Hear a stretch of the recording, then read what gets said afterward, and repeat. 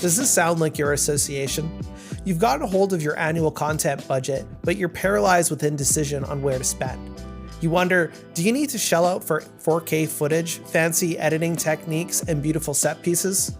Or would members equally be inclined to watch uncut Zoom recordings with a thought leader?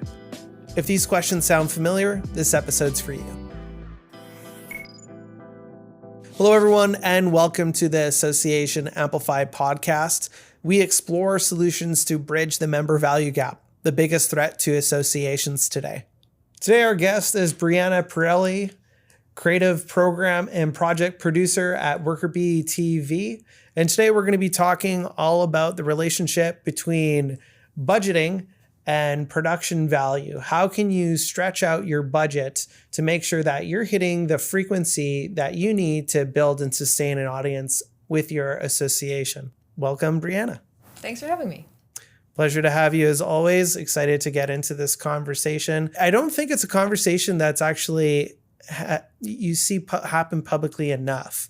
I'm pretty invested in this conversation because I often see folks that are progressive enough where they do understand that they need to be delivering content for their members and just how that supports recruitment.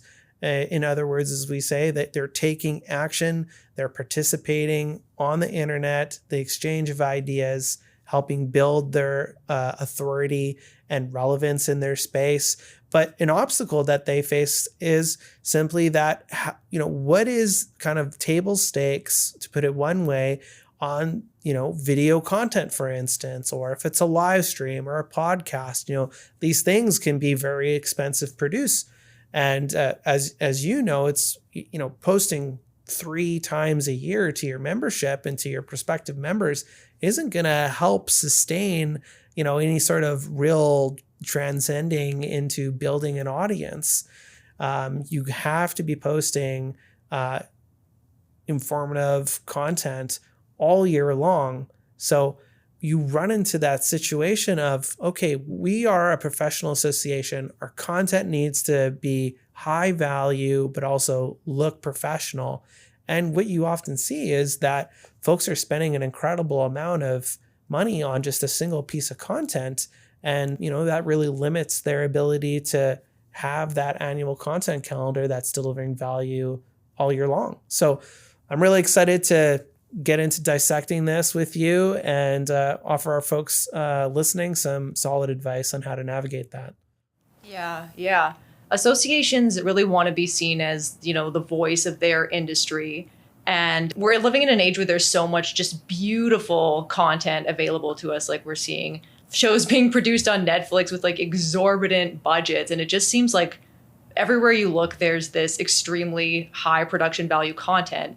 And then association professionals think, I don't want to release a video and be like, here's our big video to the membership. And then they're like, wah, like that was kind of lame. They want people to go like, wow, right? Like that's an organization I want to get behind, right? Like I want to be where these videos are coming from. Like that's the impact that they want to have with their content, right? But producing 3 of those a year, obviously you're not going to be releasing them at the frequency that it actually takes to build and sustain an audience, right?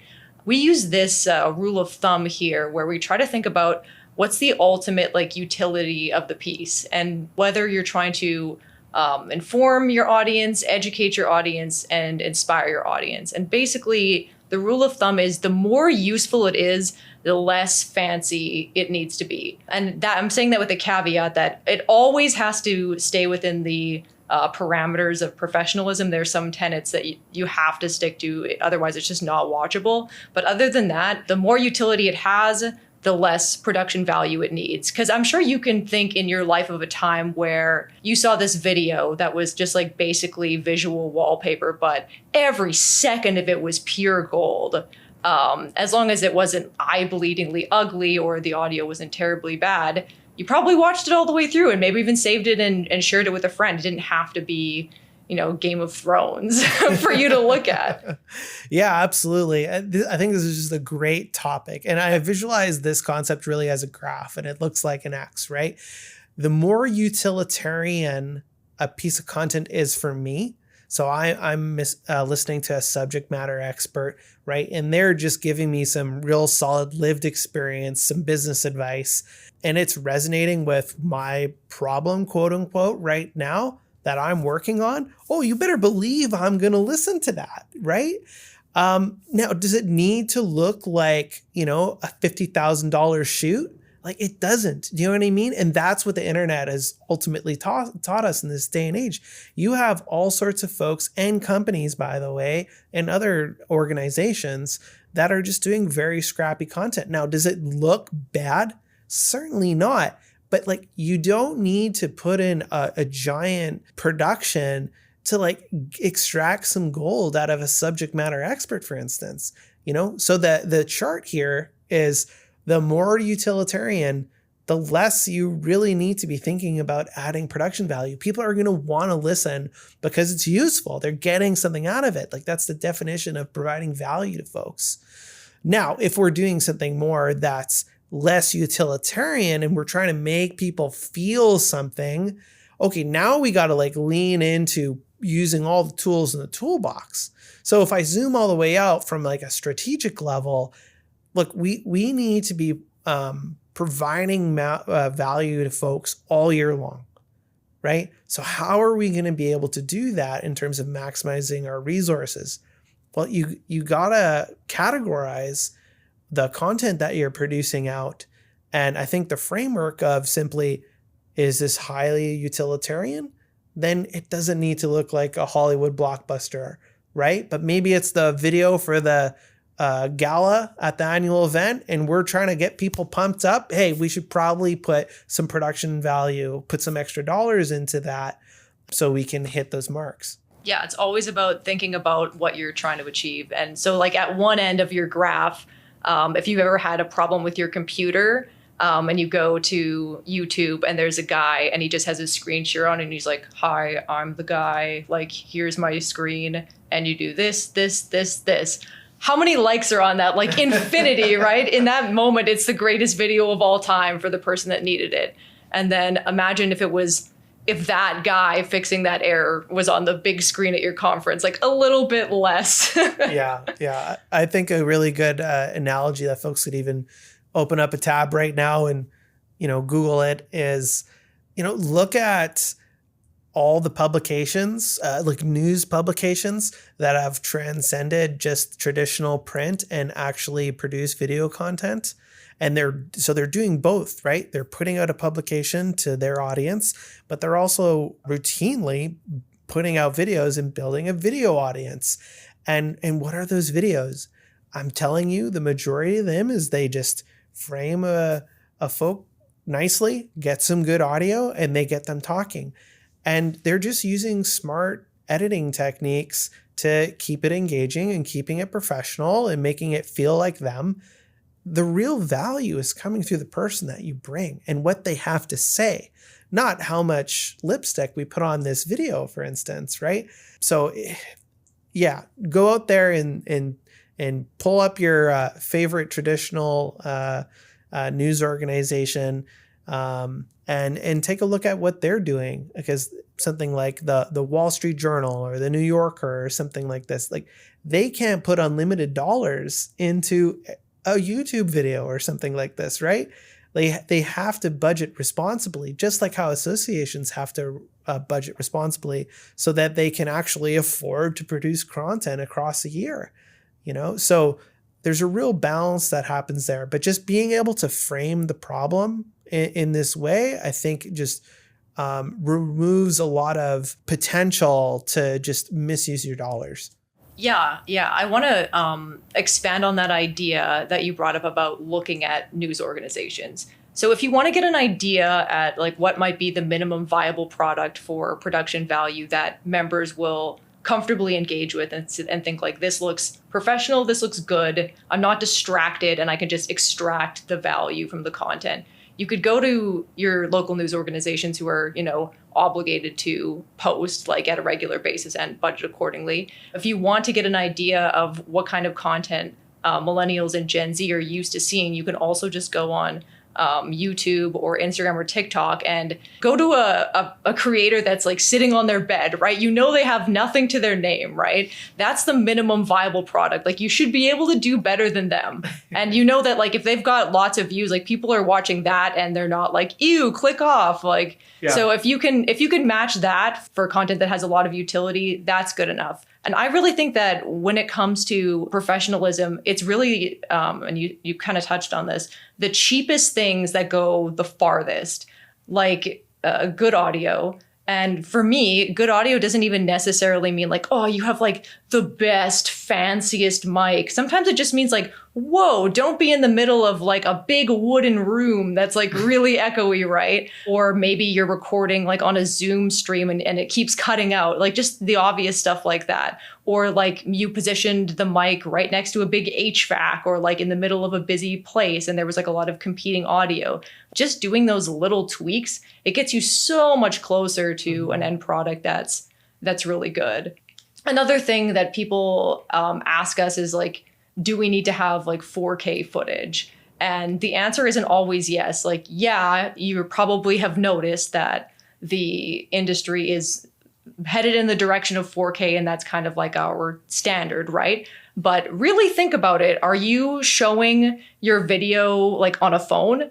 Your phone screen is like this big, right? Does it need to be 4K for your eyes to perceive what's on that phone? No, but is it going to be on your big screen at your conference? Maybe you do want 4K. I'm pretty sure LSAV has like the 4K screen package. So you're going to want to really rock their socks, right? By getting all those sweet pixels out there.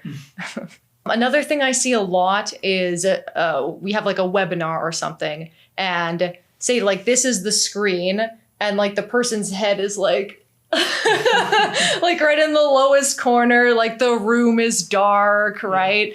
And that's something that it's so easy, right? Like it doesn't cost you any more money to take a book, like even just stuff you have around the house and like prop up the laptop or position them close to the mic, turn a light on, or even just send them like a $5 ring light. And already you're just so much closer to the level of quality that someone just won't be distracted and they'll be like, yeah, that's professional and I can safely extract the safely like it was a hazard safely extract the value from this content.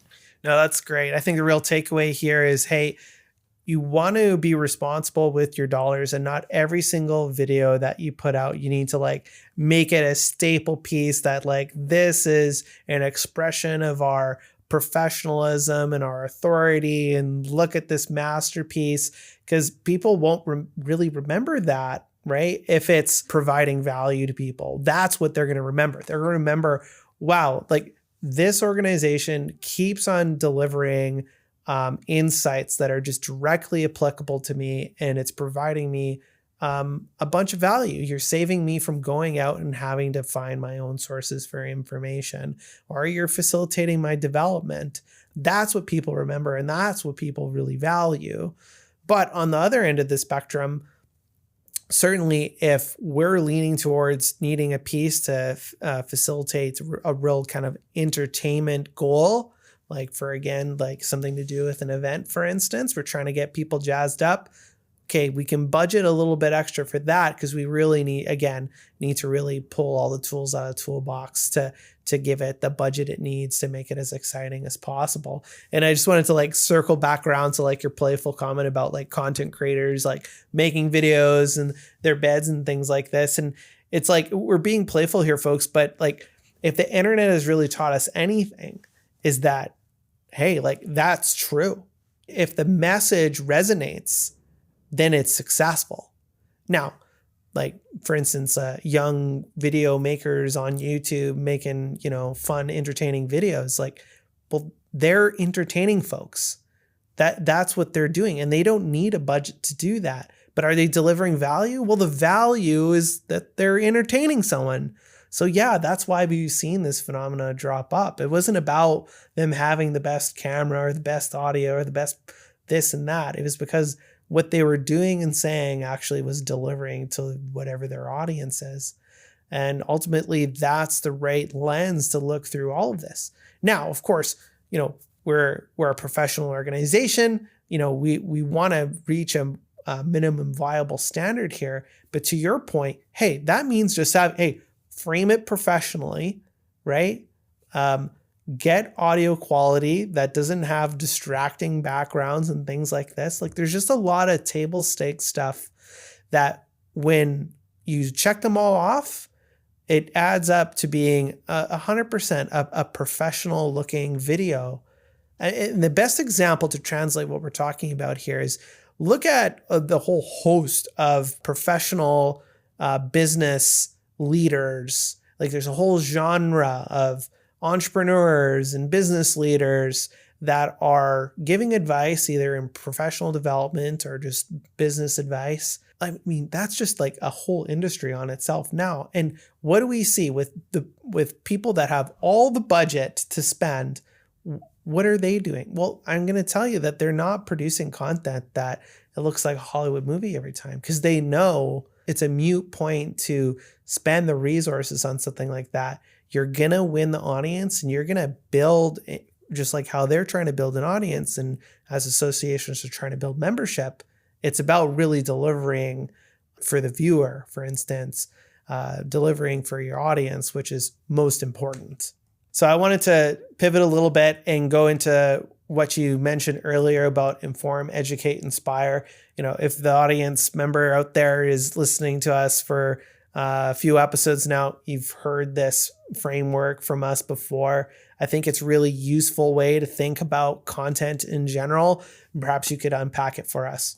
Yeah. So in the same way that you have your chart that's like utility versus production value, this is kind of like 3 buckets that we use as a really easy categorization technique. And I mean, you consider it further after that, but just a quick way to delineate between whether you need more production value or less production value. And it's inform, educate, and inspire are the 3 main kind of bucket categories of content that associations generally make.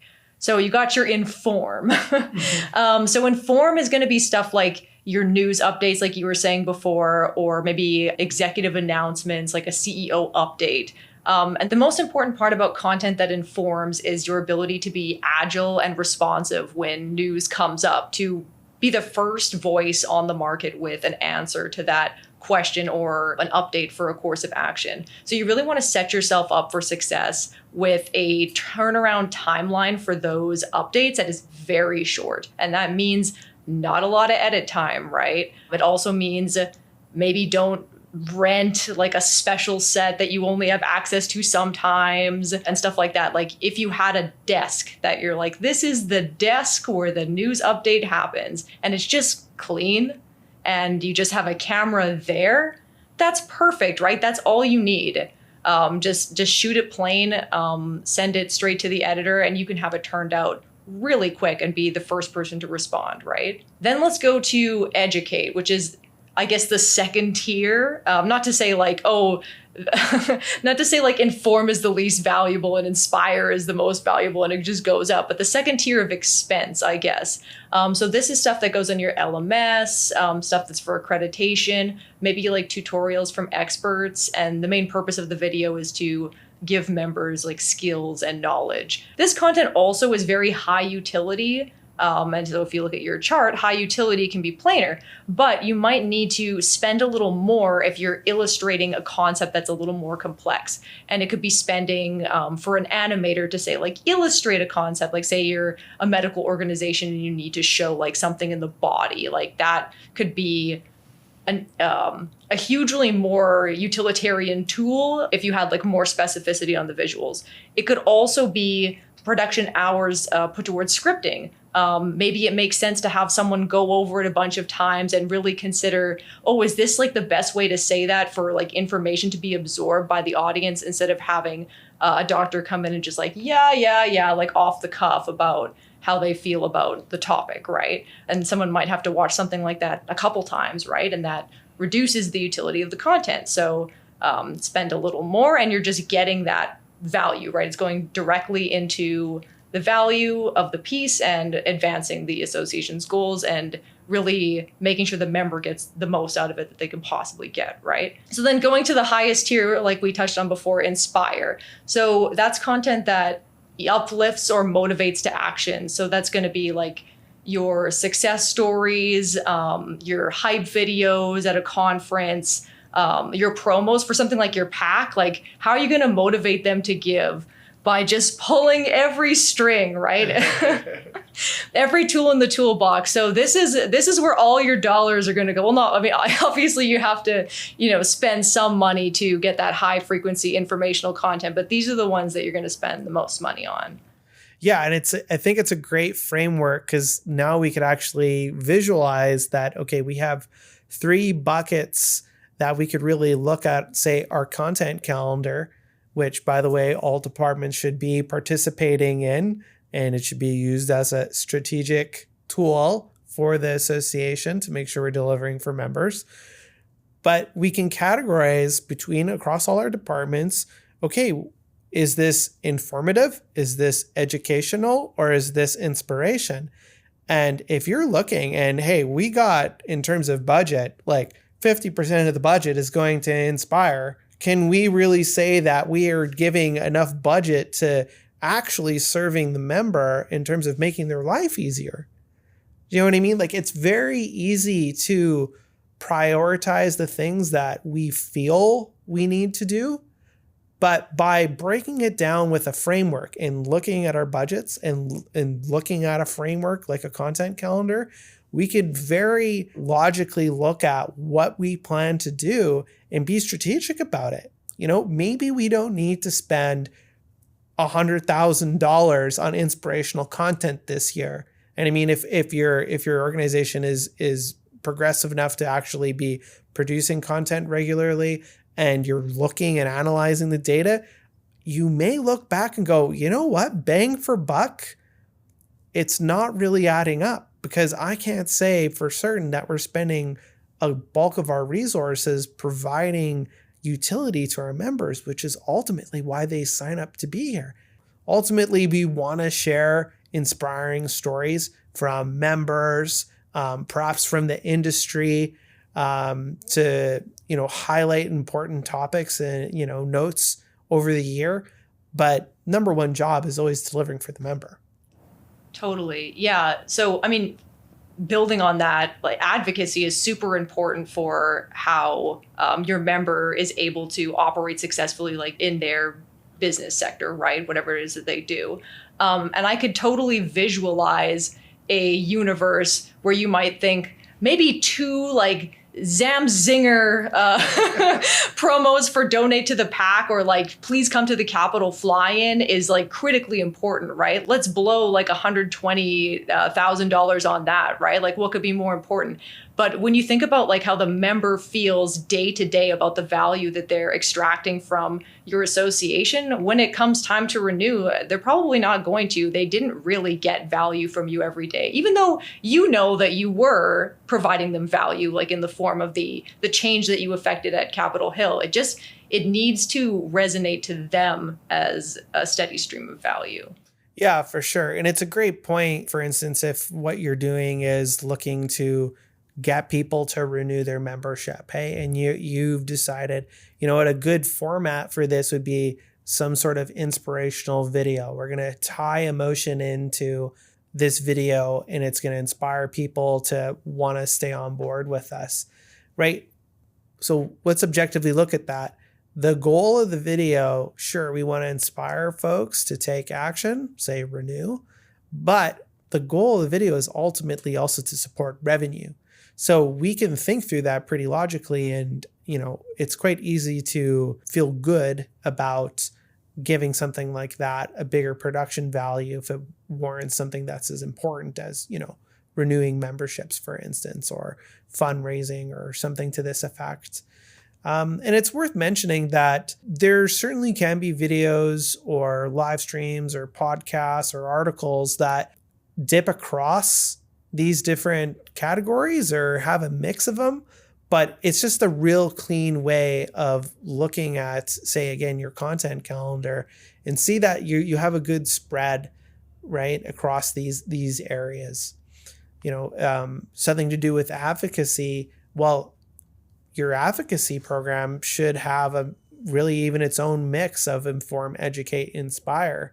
there are things that folks should be educated on, as well as just is immediate information that they should be aware of today. Another point that comes to mind for me is that, on this talk about the relationship between production value and utility, is we don't want to swing so far where we're trying to do things so efficiently with our dollars that we're actually shooting ourselves in the foot. There is some table stakes here. And one is just, and every leader can appreciate this, is just having a good plan, right? Having the right people in the right seats to make sure that these individual projects that you're doing have the right oversight, so that when you walk away and need to turn this into something, that you've given yourself enough structure that the end result's going to be fruitful. Yeah, sometimes you spend a little money up front and it saves you so much money in the long run. Like having somebody hold like a true vision for each project and to see it through end to end, rather than getting in front of a camera, shooting a bunch of random stuff and then giving it to an editor and say, like, pick out that gold. And then they choose what they think is gold. They send it back to their boss and they're like, I don't like it. Try again. And going into those subsequent edits could just really bleed out money and production time. So going in with a plan helps it stay cost effective. Yeah, we definitely see that from folks that don't necessarily have those internal resources, and hence why they may be working with us. It's great to see associations making use of their subject matter experts, but you do need to go them with enough structure to facilitate that extraction of gold, as we say, right? If you just simply park a subject matter expert down and put a camera in front of them, you're not really creating the insurance policy that the end result is going to be something that's really engaging. Yeah, absolutely. There's other stuff too, like, for example, so you might have a subject matter expert and they might be awesome on camera, but you might be expecting a lot from them to imagine that they'll deliver an unbroken and perfect take like into a single camera. So having two cameras, something that you could cut from one to the other, could save you tons of hours and a lot of headache for your subject matter experts. A lot of times for association, you're drawing on the goodwill of your members. You're usually not paying them for these appearances. And what I found is that making the experience fun for them and just really enjoyable plays a big role into how they feel about the association, how they feel about the experience. And when they like it, they want to participate more, right? So having everything really locked down and set up for them just makes them feel good and feel like they are a success, right? And they want to participate more. Absolutely. If you could set people up for success, they're going to be more willing to return again. I mean, not to, blow out hot air about us too much, but that's the thing that, folks often appreciate about when working with us, if either it's the association directly or just when we're working directly with their subject matter experts, putting us aside, if you can make that as easy as possible for the person, they're going to enjoy themselves. They're going to be better in the moment because they're going to have that direction and structure they need to know what to deliver. And, you being the person responsible, when you have it, and that you could feel comfortable walking away that you're going to be able to deliver on whatever the goal for this one project would be. All right, Brianna, I think that's all the time that we have for today. As always, it's been an awesome conversation with you. Thanks again for being on the podcast. Thanks for having me. All right, that's our show. To our viewers, thank you for joining us. If you want to learn more about how to amplify your association's relevance and growth, check us out at workerbee.tv.